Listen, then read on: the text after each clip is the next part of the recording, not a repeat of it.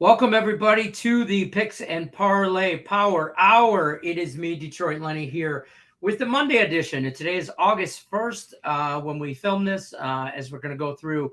Today we're going to go through the AFC North, and we're going to go through the Minnesota Viking win total. We're going to touch base on both of those. But before I go too far, don't forget to visit our friends over at BetMGM Sportsbook. Their promo right now is up to $1,000 to risk-free bet. All you have to do is sign up with them. For all the first-time people that sign up with them, you use the download the app. In the link is in the description of the video, or you can download the app and use the promo code morning. That'll take you right to everything. Use the promo code. I'm telling you guys, sign up with BetMGM. That's who's sponsoring us. Now, with me today, we're going to go over the AFC North. I brought in the man, the myth, the legend himself. You guys know. If you don't know who he is, you better ask somebody. That's all I got to tell you. Craig Trapp, how we doing, sir? Well, what a 24 hours. You're 24 hours. You have obviously the passing of Bill Russell. I mean, yeah. If you said there's one player, because the NBA is only 75 years old, so it's like our legends are still walking amongst us for the most part. And you say like Bill Russell is probably one guy, maybe Will Chamberlain and him, obviously two guys from the same era, maybe the best two guys from that era, that I wish I could have seen play live. I mean, you see the replays, but it's like, man, I wish I could have seen the greatness that he was through both high school, college, and the. I saw Kareem play. Yeah. To your point, I saw Kareem, and that was like during the late Bad Boys era kind of thing with the Pistons. So it was, I saw Michael Jordan play live, Magic Johnson, Kareem, and that's some stuff, our kids of kids won't, my grandkids won't be able to say that. And I wish I could have saw Bill Russell. That's a good point. Yeah, and then you have obviously the news of Deshaun Watson, which we're going to talk more about because obviously talking AFC North today greatly affects the odds in that division. Only a 6-game ban. So I don't know how you feel about it, but to me, I thought it was a little light. If the NFL was going, full season, they were actually saying 6 to 8 games is what they were negotiating from what everybody says. So they got to be happy that they're in that range of where the Browns and them were hoping to be. So excited to talk AFC North. Obviously, I'm a Bengals fan, so you can't beat about talking about your own division. Yeah, let's talk about that. Let's just dive right in here. We all know you're a Bengals fan, and you're Joe Burrow's your favorite person in the world. We know that he's your BFF. You got a little bobblehead of Joe Burrow and Jamar Chase right there on your desk. Yeah, you're just like, let's go Bengals. But there are some other teams that could make some noise in this division. I mean, we all know that you touched base on the Watson issue and the Browns and that whole predicament. But what about the Bengals? I mean, not the Bengals, but the Steelers and the Ravens. Are they teams to be reckoned with, or are we afraid of them as a Bengals fans? Where are we at? Well, let's just go current odds. Ravens, and this is as of August 1st, Ravens plus 165, Bengals plus 210, Browns plus 230. And that's after the news of, so that odds have come way down to I think it was plus 320 to plus 230. And then the Steelers at plus 1,000. So I was a little shocked when I looked at this that the Ravens were favored because the win totals are, I think, about the same.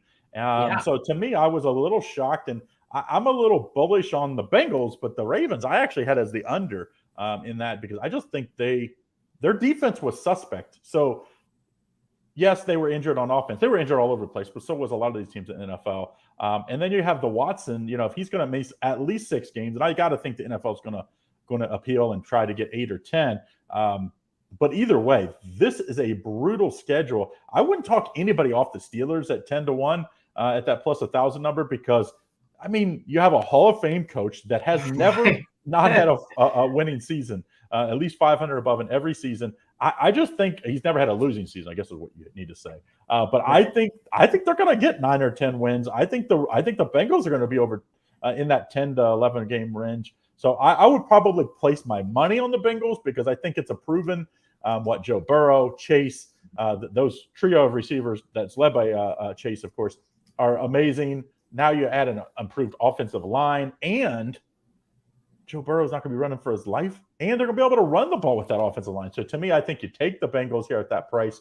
But I wouldn't talk anybody off of the other three teams. The teams I like the most would be the Steelers at that plus 1,000. Not saying they're going to be like world beaters, but what if, with injuries in the league, what if Joe Burrow goes down for a few games and all of a sudden then the Bengals are that last week fighting for the division win? I will say this. I think Mitch Trubisky is going to obviously, a fresh start, new regime, all that. I think he got a little bit of a raw deal in Chicago. I think, they can obviously run the ball in that backfield. Najee Harris, one of my favorite running backs. And I think with that defense, there's value on the Steelers for sure. At that number. Like if they were 3-1, at 3-1, you wouldn't put your money on them because it's not worth the risk. But at 10-1, you're telling me you have a running quarterback in Lamar Jackson that's always banged up. He's probably going to be banged up this year. Yeah. You have Joe Burrow, which missed three-quarters of the season, his rookie season with a knee injury. And he was awesome last year. But, say he gets a little banged up. The Bengals aren't deep at quarterback. And then, Deshaun Watson's going to miss, let's just say, minimum 6 games, maybe 8 or 10, maybe more. Who knows? I just think there's an upside on the Steelers. But if outside of the Steelers, if you want to take a shot on them, I think the Bengals are the proven commodity because the Bengals improved their offensive line, which was the big issue that really they had to overcome to even get to the Super Bowl. And then you have a Joe Burrow that is just like his confidence level, it just keeps growing.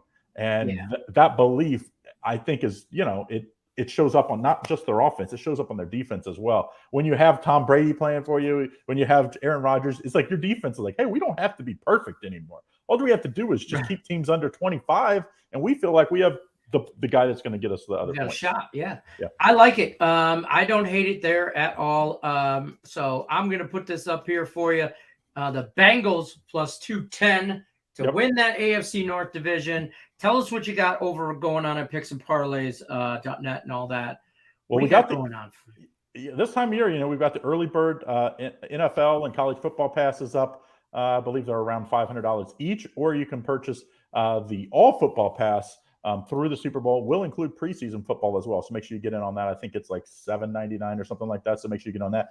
But if you just want my best bet every day and you want to follow my free picks every day, I do a live show every day with 5 free picks. And then I deal on my best bet every day. So if you follow that, you'll get that every day. And hey, who doesn't like 5 free picks every day?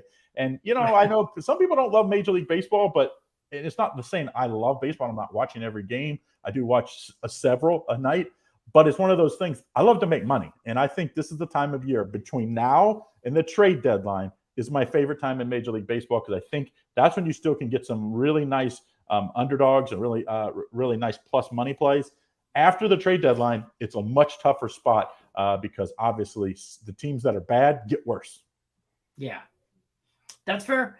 All right, Craig, I appreciate you stopping by, Mr. Trapp, giving us the Bengals at plus 210 plus money. Gotta love it. Gotta love it. We're gonna switch gears here and talk some other win totals, but I appreciate you stopping by. We will see you on the flip side, and I'm gonna kick you on out, and we're going to bring in Tim Earl to talk some Minnesota Vikings. So stick around, people. Appreciate you. All right, Craig, we'll see you later. Now, guys, don't forget, like I got to tell you, don't forget to go over to BetMGM. Check out Sportsbook. Their promo is up to $1,000 risk-free in the first bet. All you got to do is use the promo code MORNING, like we said. Follow the link in the description of the video. You can click on it, take you right to your state-specific site. Also, I shouldn't say also. Let's just bring him in now. Mr. Tim Earl, the man, the myth, the legend himself. How we doing, Tim? How's it going? Going good. We got the Hall of Fame game, 3 days away. We got MLB right around the corner. Deadline going on right now. We're about a month out from college football. So it's an exciting time of the year, that I could say. I like it. Now, I know you are going to talk some Minnesota Vikings here. BetMGM, our sponsor for this video, has the win total at 9.5. Talk to me about this because obviously I'm a Lions fan. We all know that. If you don't know I'm a Lions fan by now, you're living under a rock. I'm a big Lions fan. Obviously, the Vikings being in my division. I know where you're going with this and everything like that. So, and when you told me this, tell the people what you told me earlier, though. I like it makes sense. Yes. That's very rare that I say Tim Earl makes sense.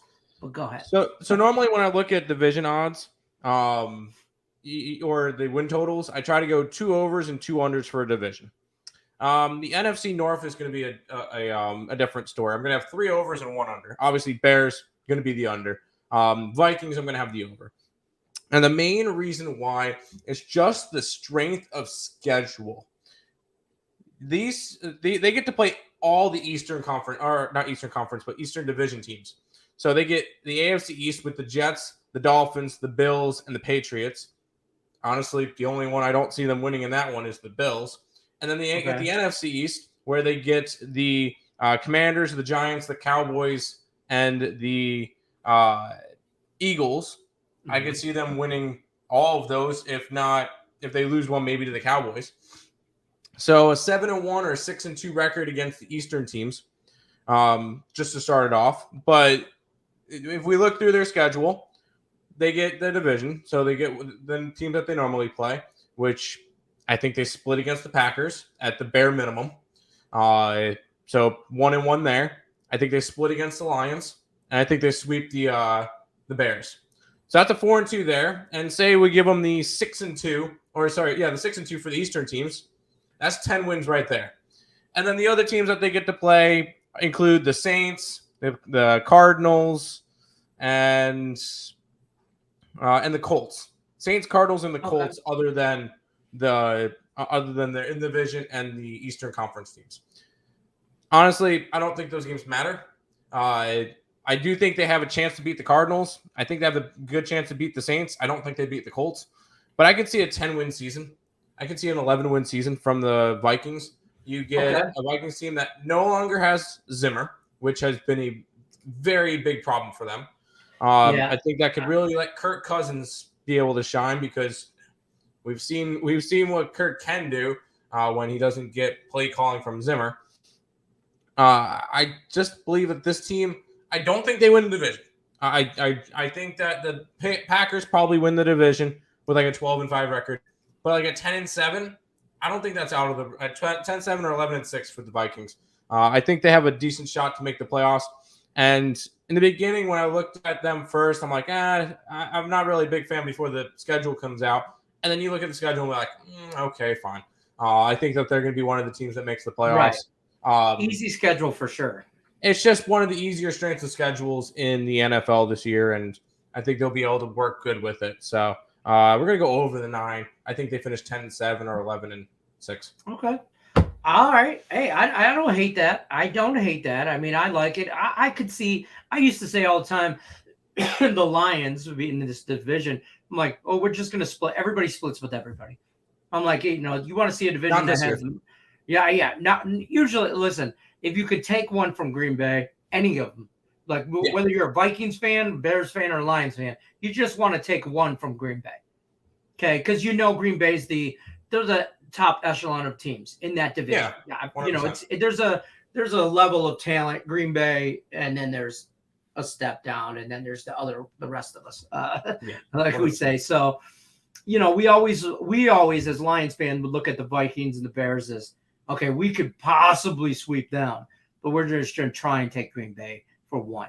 But I do think we could split with the Vikings and the Bears. We all know they're a disaster. If you're a Bears fan, you probably should just wait for next season, because the Bears, I think, will win about 2 games this year, maybe 3. Yeah. And the Lions, I'd be happy with, the win total with them is 6.5. I'd be happy with 7 wins. Not just a big jump up, but a little. Well, the way I'm looking at this division, I'm seeing the Packers around a 12-5, the Vikings around a 10-7. Give 7 or 8 wins to the Lions and about 2 for the Bears. So exactly. I don't think the Bears win a in division game. I think they go 0-6. You're preaching. They're just that bad. Yeah, they're a mess. Which helps out with the win total with the Minnesota Vikings. Absolutely.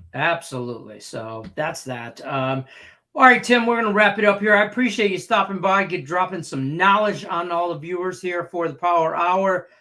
I know you'll be back either later this week or next week. We're all chipping in here for the Power Hour. So tell us what you got going on over at Picks and Parlays, my friend. Right now, it's a lot of baseball, which if you know me and Nick, we give out a lot of dogs, a lot of run lines, a lot of totals. This year we are 217 and 223, so 6 game under. Oh, but up 7 units. That's how much we give out plus money. We actually hit on the Tigers in game 2 against the Blue Jays. Cash that plus 313 or whatever it was. So lots of plus money for us, lots of dogs, lots of run lines.